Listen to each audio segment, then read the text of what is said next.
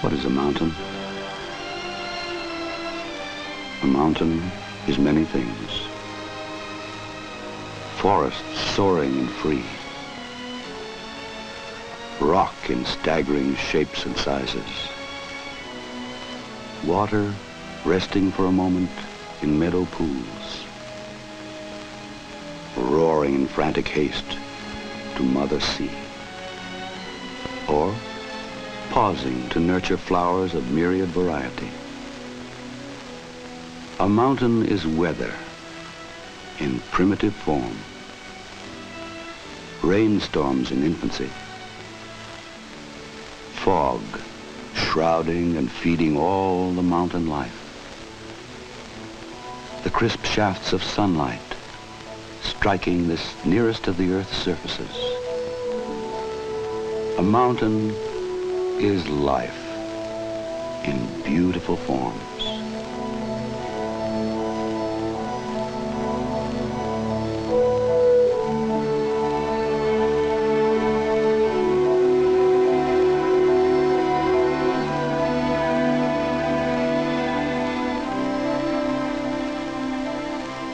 Ice, rivers of it, in glaciers.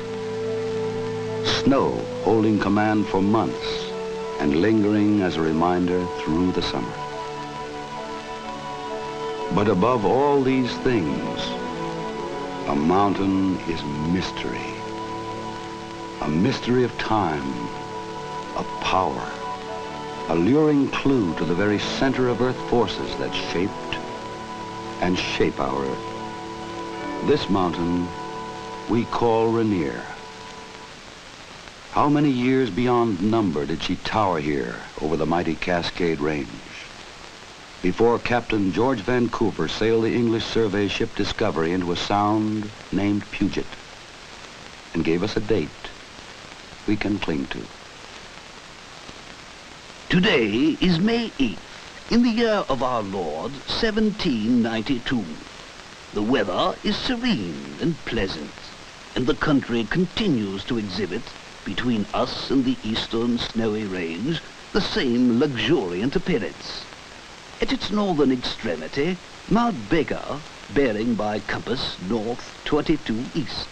The round, snowy mountain, now forming its southern extremity, and which, after my friend Rear Admiral Rainier, I distinguish by the name of Mount Rainier, bearing north, south, 42 east. A day, a date, a pen scratch by which we measure events.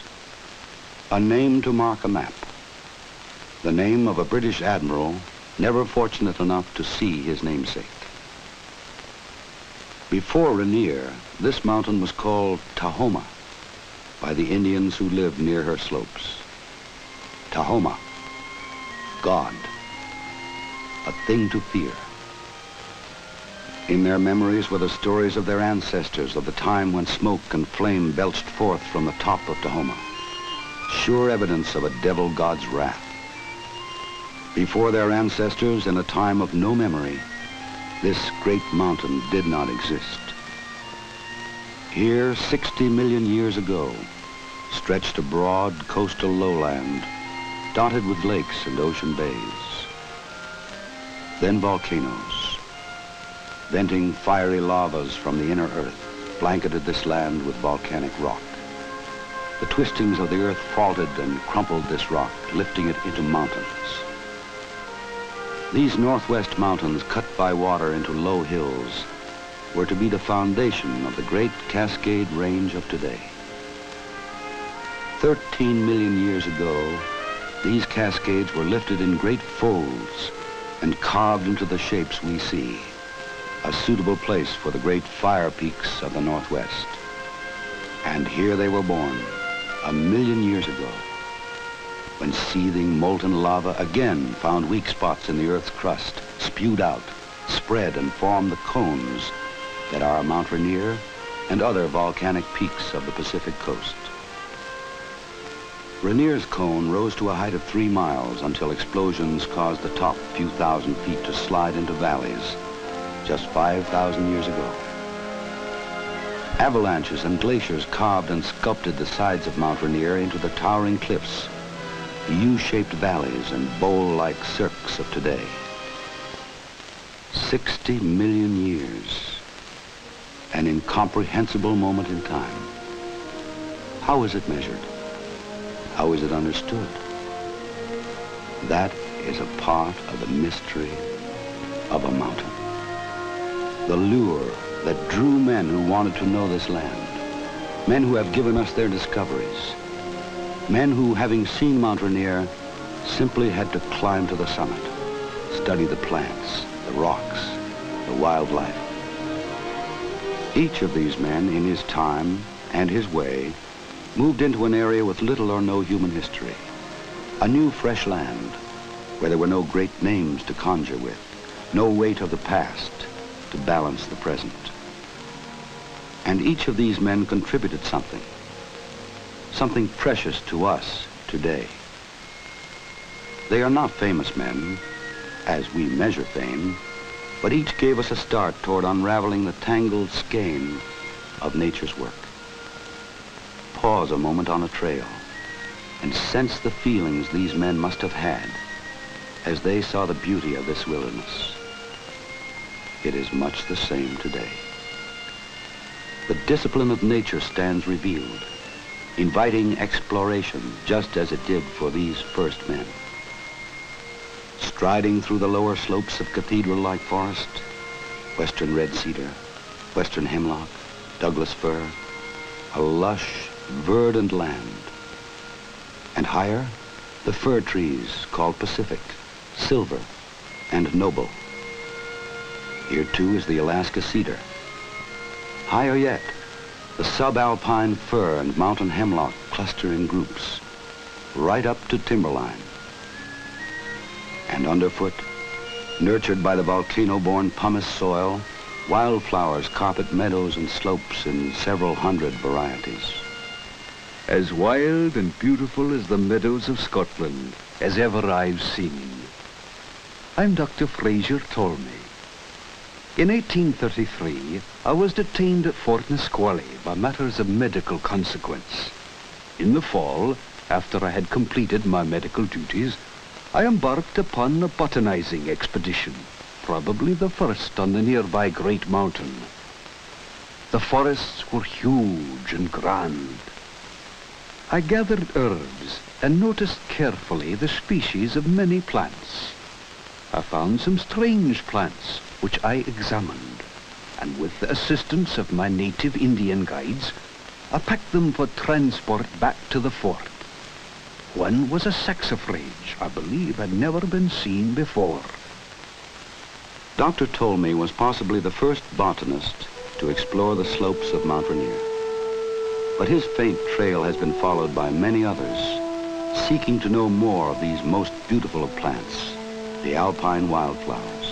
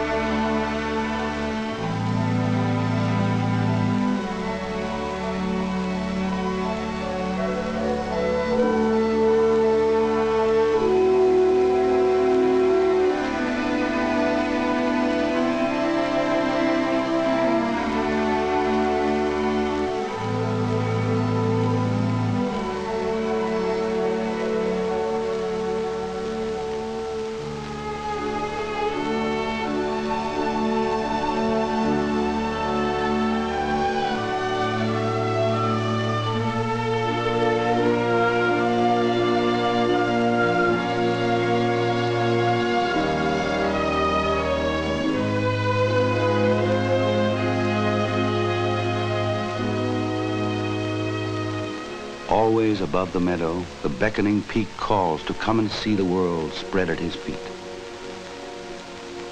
Finally, in 1857, a young Army lieutenant stationed at Fort Steilacoom could resist no longer. And on July 8, Lieutenant August V. Couch set out. It was a great day. All the officers of the fort had decided I would never ascend Rainier and had long since given up. There were 7 of us, 4 soldiers, Dr. Craig, Wapowdy, our Indian guide, and myself. The ascent was a 2-week ordeal that none of the 7 would ever forget. They fought their way through forests of terrible solitude, endured days of rain, turned back only 500 feet from the real summit when the water froze in their canteens. But not before Couts had seen the snowy peaks of St. Helens, Adams, and Hood, looking like pyramidal icebergs above an ocean. Imagination can glimpse Couts with his red stocking cap, returning through the alpine meadows, exhausted but victorious, to call the turn on his fellow officers. 13 years later, in August of 1870, 3 other men sat at a campfire high on the side of the mountain. 2 would climb, the other wait with fear in his heart. For to him the mountain was still Tahoma, the devil god. Listen to the Indian Sluiskin. Many years ago, my grandfather, the greatest and bravest of all the Yakima, climbed nearly to the summit. There he caught sight of the fiery lake and the infernal demon coming to destroy him, and he fled down the mountain, glad to escape with his life. Where he failed, no other Indian ever dared make the attempt. At first, the way is easy. The task seems light. The broad snowfields over which I have hunted the mountain goat offer an inviting path. But above them, you will have to climb over steep rocks, overhanging deep gorges, where a misstep would hurl you far down to certain death. You must creep over snowbanks and cross deep crevasses where a mountain goat could hardly keep his footing. You must climb along cliffs where rock are continually falling to crush you or knock you off into the bottomless depths. And if you should escape these perils, reach the great snowy dome, and a bitterly cold and furious tempest will sweep you off into space like a withered leaf. But if by some miracle you should survive all these perils, the mighty demon of Tahoma will surely kill you and throw you into the fiery lake. Hazard Stevens and Philemon Van Trump encountered almost all of the perils predicted by Sluiskin. But instead of a fiery lake, they found an ice cave melted by volcanic steam, which saved their lives by providing overnight shelter to the first 2 men to stand on Rainier's lofty summit. It was August 18th, 1870, 3 years after Philemon Van Trump had first glimpsed Rainier and felt the pull of the peak. I obtained my first grand view of the mountain in August 1867 from one of the prairies southeast of Olympia. That first true vision of the mountain impressed me so indescribably, enthused me so thoroughly, that I then and there vowed that I would someday stand upon its glorious summit. Stevens and Van Trump had climbed simply to climb. In October, Samuel Emmons and A.D. Wilson endured the fall storms to make the second recorded ascent. This time to trace the glaciers and map the higher reaches of the mountain. Science with a dash of adventure is always calling men to Mount Rainier. Geologist Bailey Willis carved a road into Spray Park in the 1880s and later returned to climb and study. This northern slope of the mountain is very steep, and the consolidated snow begins its downward movement from near the top. Little pinnacles of rock project through the mass and form eddies in the current. A jagged ridge divides it, and part descends into the deep, unexplored canyon of White River, probably the deepest chasm in the flanks of Mount Tacoma. Now, the other part comes straight on toward the southern side of Crescent Mountain, a precipice 2,000 feet high. Diverted, it turns in graceful flowing curves and breaks into 1,000 ice pyramids and descends into the narrow pass, where its beauty is hidden under the ever-falling showers of rock. Others, Mathis, LeConte, Coombs, Crandall, have searched and probed and spread out their answers for us. And studies go on, for the glaciers reshape the mountain daily. Rainier's 40-odd glaciers move tons of rock and mud down the mountain each day.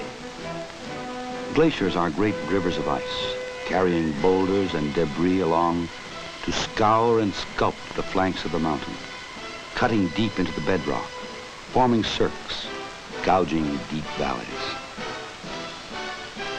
Glaciers and erosion have laid back great layers of rock for study, evidence of the massive forces of volcanoes, of the shifting of the earth, and the power of ice and water to hew bedrock into incredible form.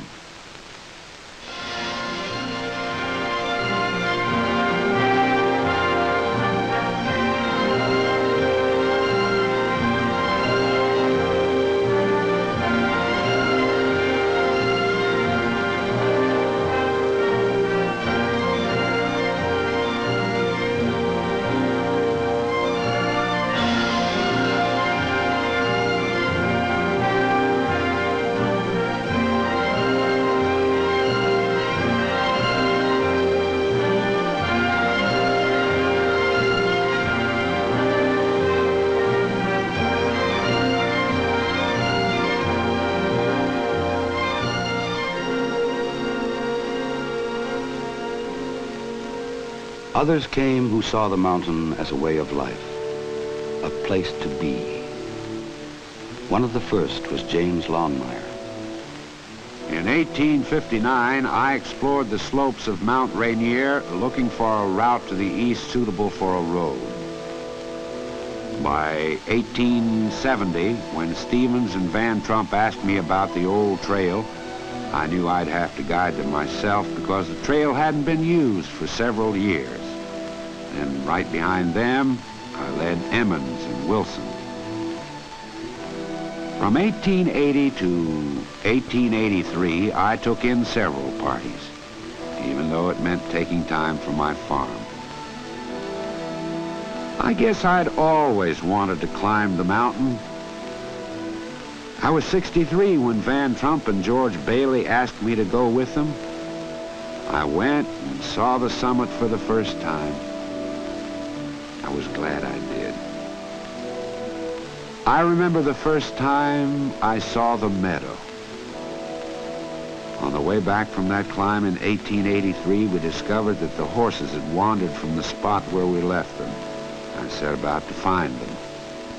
They were in a green, beautiful meadow with springs that steamed like medicine waters. This was where I had to be.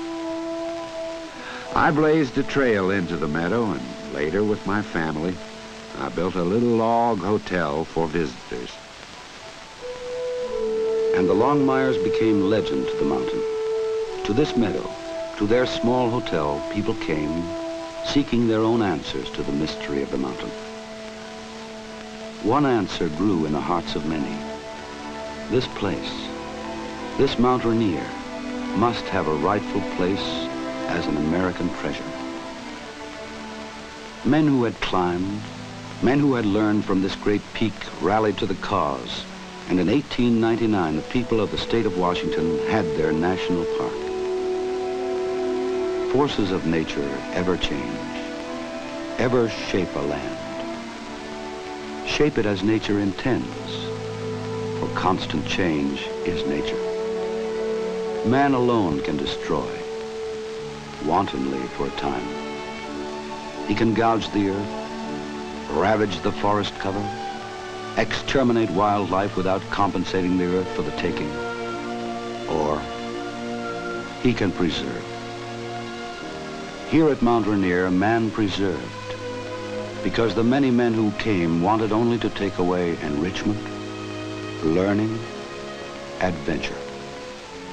Here, waiting for you, is the sum of what they saw, sensed, and learned.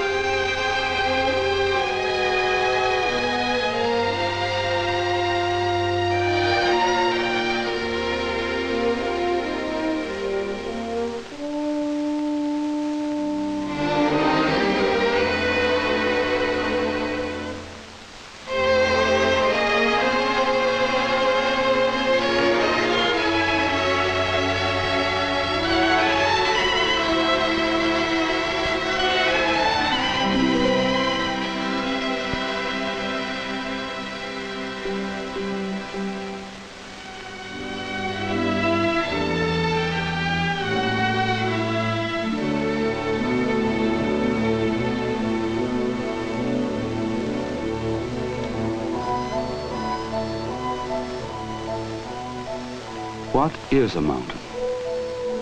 A mountain is, and always will be, a mystery for each man to seek, to solve in his own way.